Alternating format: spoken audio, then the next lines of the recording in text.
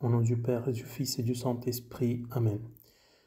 Le mercredi des Cendres que nous célébrons aujourd'hui est pour nous un jour spécial, caractérisé par un intense esprit de recueillement et de réflexion.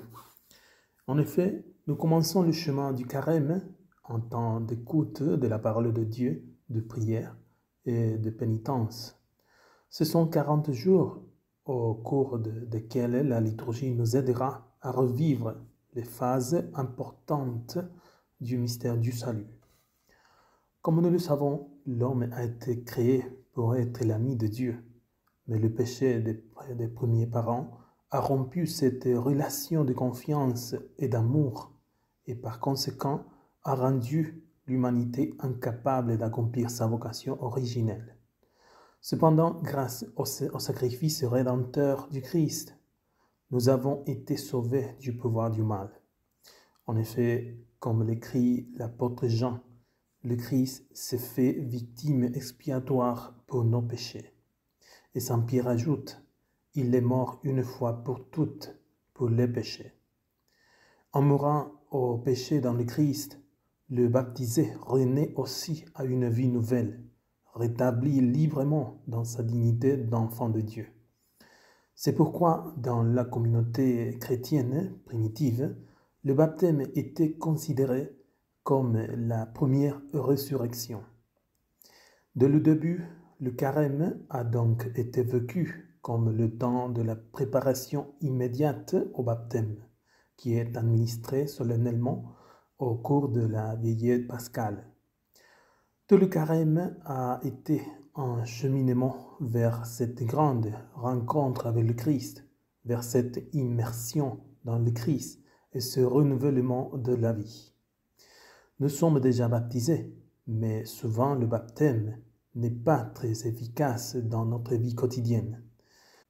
Pour nous aussi, le carême est donc un catéchuménat renouvelé où nous repartons à la rencontre de notre baptême pour le redécouvrir et le revivre en profondeur afin de redevenir vraiment chrétien. Le carême est donc l'occasion de redevenir chrétien par un processus constant de changement intérieur et de progrès dans la connaissance et l'amour du Christ.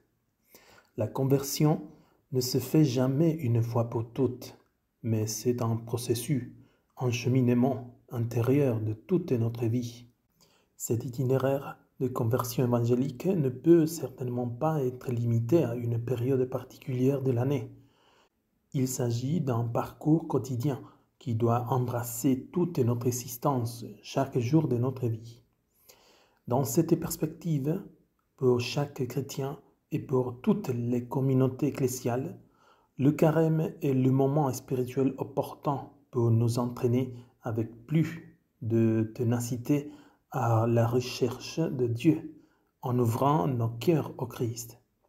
Saint Augustin a dit un jour que notre vie est un exercice dans le désir de s'approcher de Dieu, d'être capable de laisser entrer Dieu dans notre vie. Toute la vie du chrétien fervent, dit-il, est un saint désir.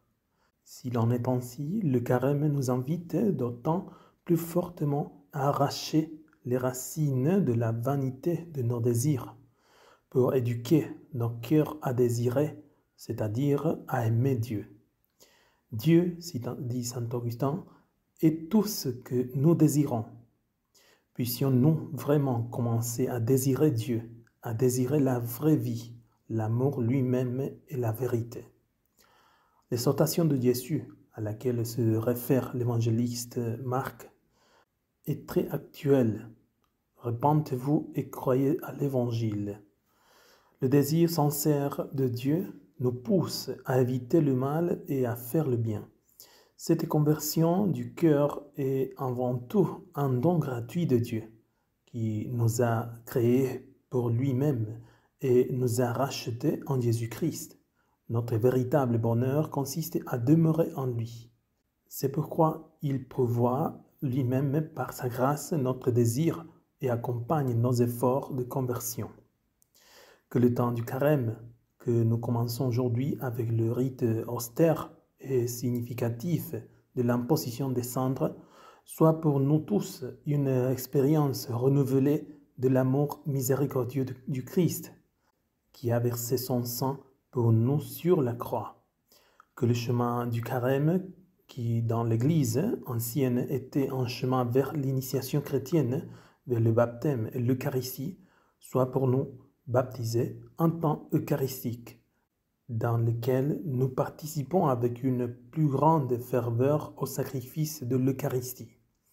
Que la Vierge Marie, qui, après avoir partagé la douloureuse passion de son divin Fils, a connu la joie de la résurrection, nous accompagne en ce temps de carême vers le mystère de Pâques, révélation suprême de l'amour de Dieu. Au nom du Père et du Fils et du Saint-Esprit. Amen.